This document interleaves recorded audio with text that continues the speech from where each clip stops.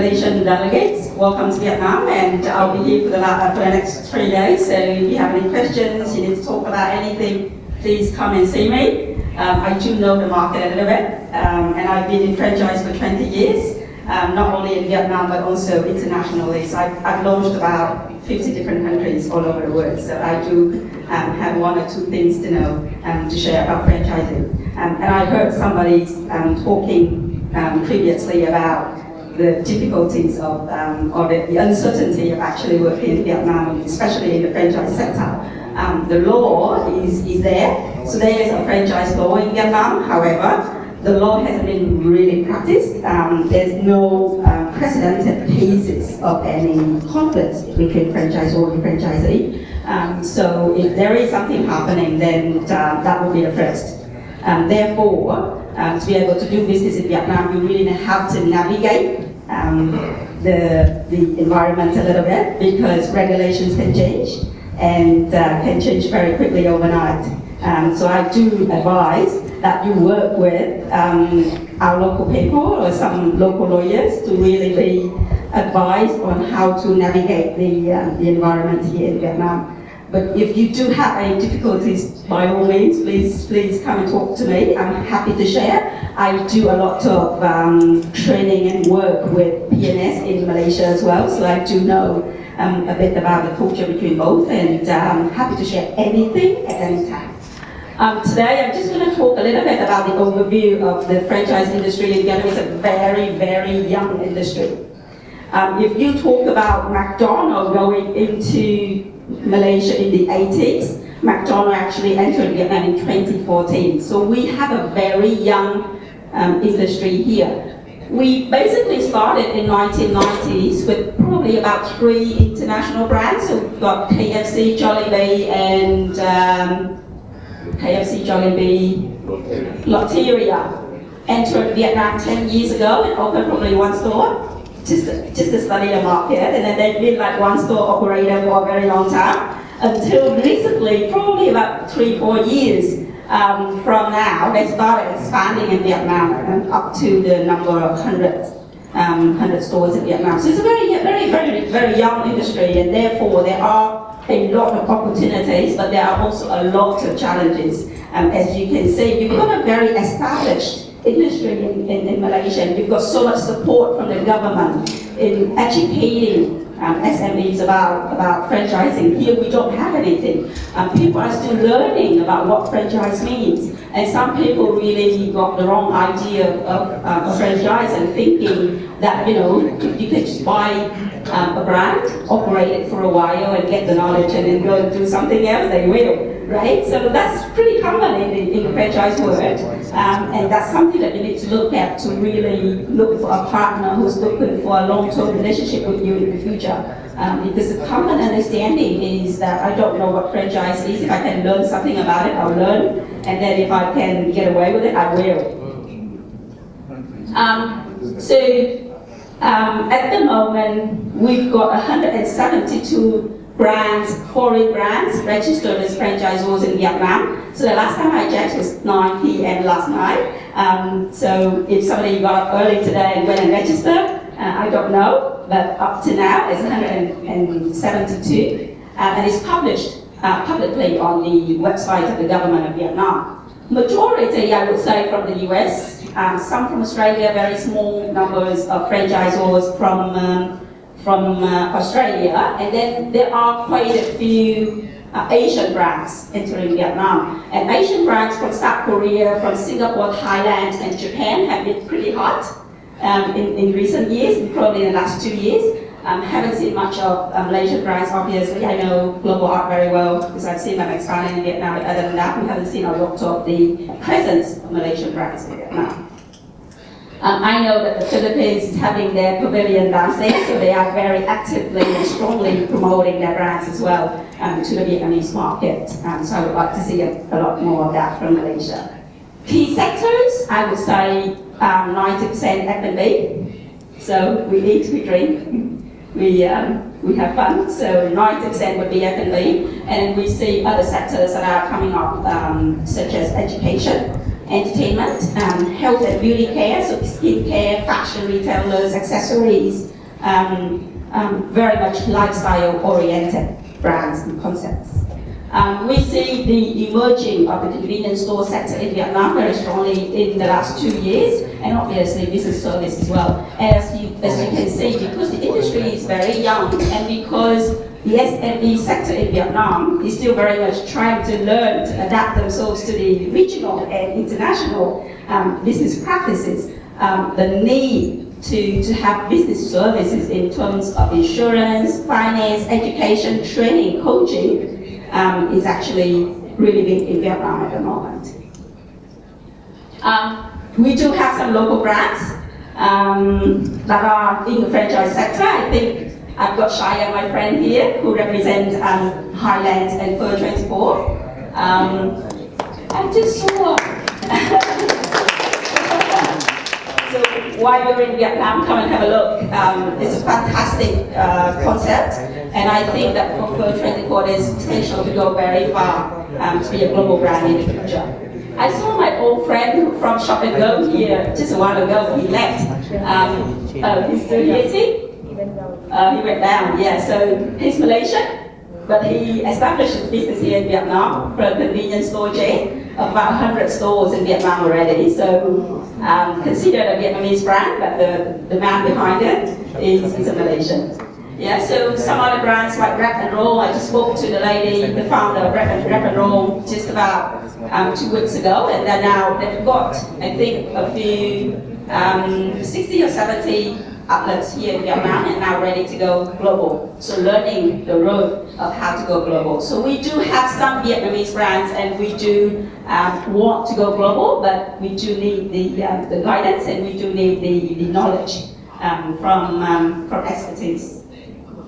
So the opportunities in Vietnam, IFA, the International Franchise Association, said that Vietnam ranks number 8 in the 12 most potential markets in terms of franchising in Vietnam as of 2017.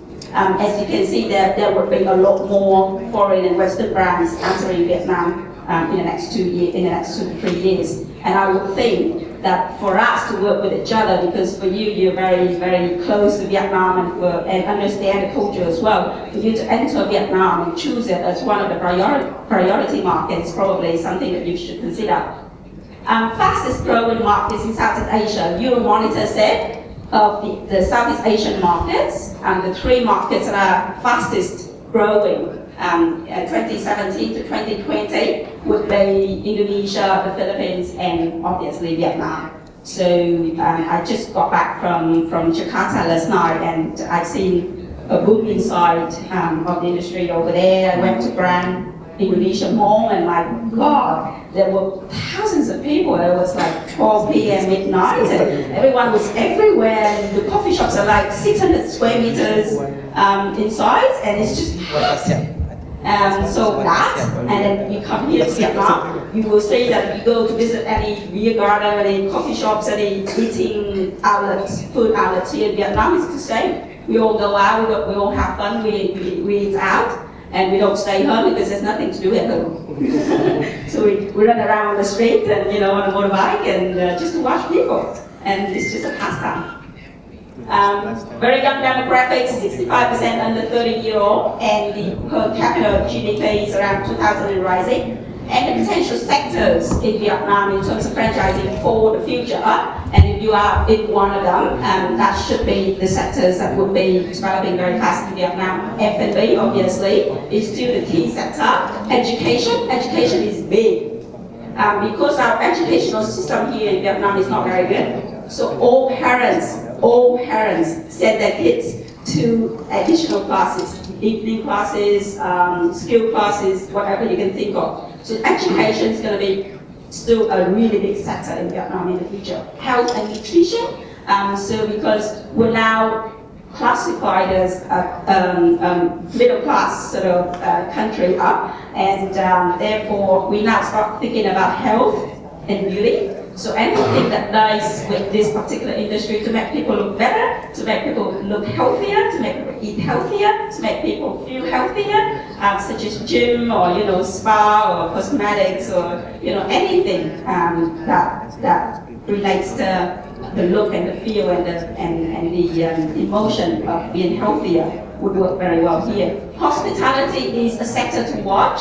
I've seen a lot of hospitality brands entering Vietnam through franchising, and probably mostly internationally, but recently I saw a huge Indonesian chain entering Vietnam through hospitality as well, so that is something to watch for Malaysia in the future.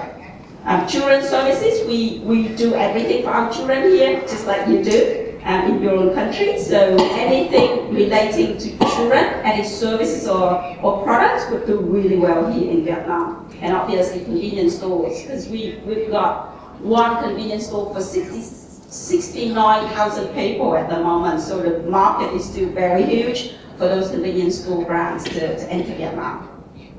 Challenges? Of course, there are challenges because it's a very young industry. It's super young industry. So number one, I would say knowledge franchising is still something to watch because even if you meet people and they go, I want to buy a franchise, the first question you should ask them is, what is franchising? What do you know about franchising? What do you think franchise is? And that is something that I think us, Vietnamese, the association as well as the government of Vietnam need to work on to actually provide an understanding, widespread understanding to the Vietnamese community for them to understand what franchising means before they engage into the industry itself. Because if they don't understand what it is, then obviously there will be misconception and you go into a partnership and it doesn't work because you don't really understand what both sides have to do, what the franchisors have to do, and what the franchisees need to do. The common understanding is that I'm a franchisee, so you do everything, I give you money, and I'll just sit back and relax. So that's something that we have to really work on and educate the master franchisees even before you basically do business here in Vietnam. Due diligence. Not sure about Malaysia, but in Vietnam, transparency is a huge problem. So we normally have maybe 2, 3, 5 books, different accounting books in the house. So if you ask, and if you want to do due diligence, if you want to know how much assets or how much money I have before you grant a franchise, it's quite difficult to know. Because everything that we've got is basically under the pillow or in the closet at home. And it can be tons of money, tons of US dollars, and it can be tons of gold, which will not be declared or claimed on paper, right? So you do need to spend your time here to get to know your partners and go to their home, check their pillow, see whether there's gold there before you do anything else. Yeah, so, and definitely work with a lawyer. Don't bypass a local lawyer and go straight. Do not do that, because without the support of a local lawyer, it's very difficult for you to navigate in such a very young and uncertain environment like Vietnam. Retail real estate development, you don't see a lot of malls here. We went through a bubble bust of the real estate sector in Vietnam, so retail development has slowed down and delayed. You will see a lot of high street stores along the streets you see around Saigon and Ho Chi Minh City. So it is a bit of an issue because you don't get a lot of malls and big developments to get into. You have to go out and talk to the house owner, can I rent your house? And she says yes. You sign a contract, next day somebody come up and pay double and she goes, you know what? I'll cancel this contract. And that happens every single day here in Vietnam. I used to be a master franchisee myself, so I got into the same issue here in Vietnam even when I'm Vietnamese. So just a bit of cautious there for you to understand that this is the situation in Vietnam. Industry talents, very young industry. We don't have people who know about franchise, who have been in franchise, who have experienced franchise.